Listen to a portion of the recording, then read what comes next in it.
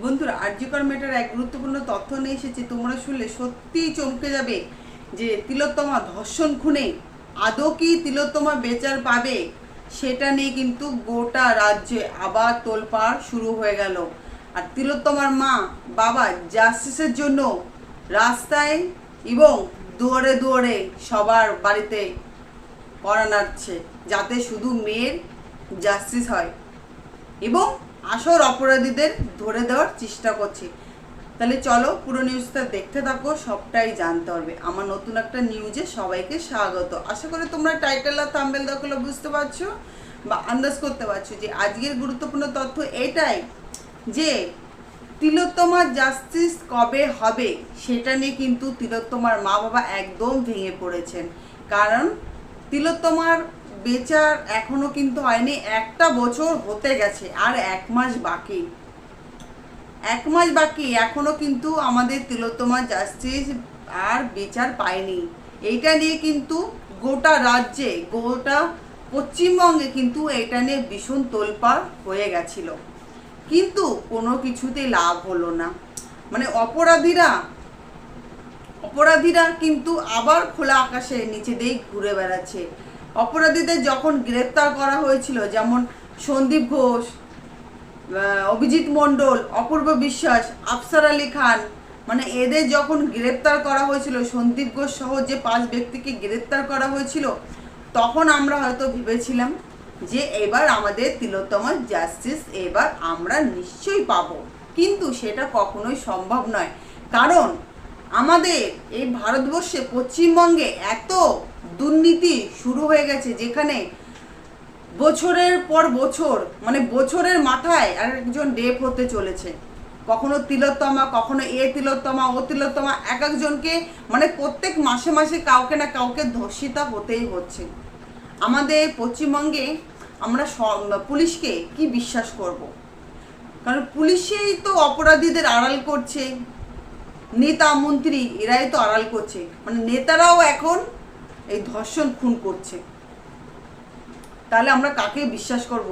যেখানে সিবিআইয়ের মতন মানুষ, যাকে আমরা বেশি ভরসা করি, তারা পর্যন্ত টাকা খেয়ে কেসটাকে ধামাচাপা দিয়ে দিচ্ছে। যেমন এই তিলোত্তমার কেসটাকে কিন্তু সিবিআই হ্যান্ডেল করছিল, সব কিছু প্রমাণ তথ্য সব কিছু পেয়ে গেছিলো সে আরজিকর হসপিটাল থেকে, পাই টু পাই সব কিছু কিন্তু পেয়েছিল, অপরাধীদেরও পেয়ে গেছিলো। কিন্তু তিনারা বলছেন যে অপরাধীদের আমরা সামনে আনতে পারবো না। কেন পারবেন না? কারণ তিনারা যে টাকা খেয়ে বসে আছে,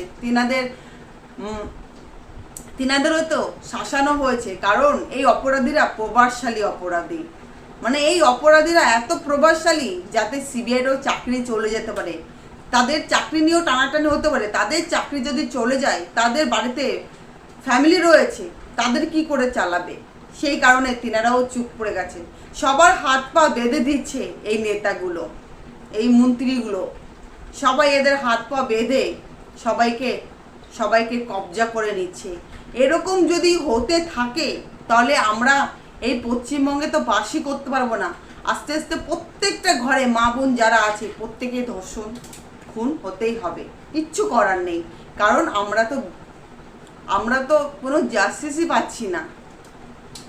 এই কথাগুলো কিন্তু তিলোত্তমার মা বাবা বলছেন যে আজকে আমার মেয়ে ডক্টর হয়ে একটা হসপিটালের মধ্যে যদি আমার মেয়েকে নৃশংসভাবে হত্যা করতে পারে, শুধু ধর্ষণ, আমার মেয়েকে ধর্ষণ, মানে এমন যন্ত্রণা, জ্বালা যন্ত্রণা দিয়ে আমার মেয়েকে মেরেছে, সেটা দেখার মতো না যে কতটা কষ্ট পেলে যা তার চোখ দিয়ে রক্ত বেরিয়ে আসে।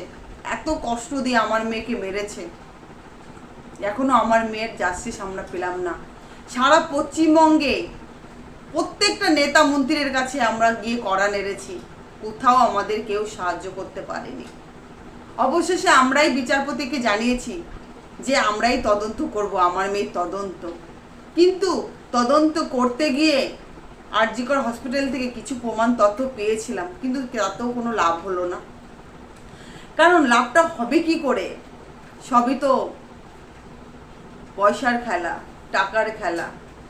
এই যে আমাদের যেরকম আমার মেয়ের কেসটার জন্য আমাদের কিন্তু কয়েক কোটি টাকা দিতে চেয়েছিল। যদি আমরা টাকাটা নিতাম হয়তো ভালো হতো, ওদের ভালো হতো, কিন্তু আমাদের কষ্টে বুক ফেটে যেত যে আমার মেয়ের জীবনের দাম মাত্র এই টাকা। মানে টাকা দিয়ে একটা মানুষের জীবনের দাম কেনা যায় না। সে আমার সন্তান, একমাত্র সন্তান, তার বিনিময়ে আমি টাকা গ্রহণ করব, সেটা কখনোই হতে পারে না। এর থেকে তো আমার মৃত্যু হওয়াই ভালো ছিল। শুধু আমরা চেয়েছিলাম আমার মেয়ের জাস্টিস, কিন্তু সেটাও ভগবান দিল না। হয়তো ভগবান বলে পৃথিবীতে আছে কি না সেটা জানি না, তো যদি থেকে থাকে তাহলে হয়তো আমার পাশে এসে দাঁড়াতো, এই মায়ের কষ্টটা একটু উপভোগ করতে পারতো।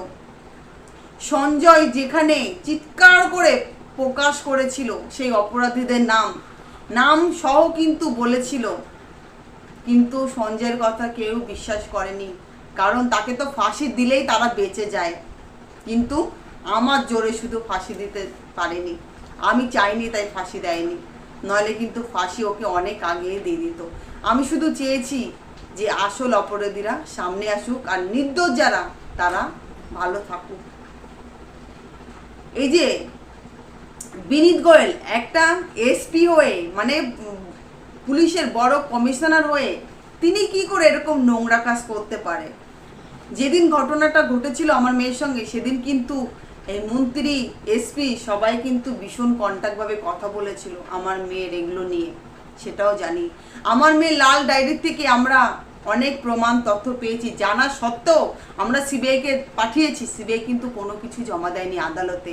এর থেকে বোঝা যায় সিবিআই এই কেসটাকে ধামা দিতে চাইছে, ধামাচাপা দিতে চাইছে, এবং বিভিন্ন কেস এসে, মানে খবর এসে আমার মেয়ের কেসটাকে ধামাচাপা পড়ে যাচ্ছে। জানি না আমার মেয়ের বেচার আদৌ কি পাবে, কিন্তু এই মায়ের মন তো আমি জাস্টিস পাইয়েই ছাড়বো আমার মেয়ের। যাই হোক, আজকের নিউজটা এই পর্যন্ত। নিউজটা যদি ভালো লেগে থাকে অবশ্যই চ্যানেলটিকে সাবস্ক্রাইব করে আমার নিউজে একটা লাইক করে সবাই পাশে থাকবে। আর সবাই একসঙ্গে বলবেন উই ওয়ান্ট জাস্টিস, আমরা দিলাম তোমার বেচার চাই।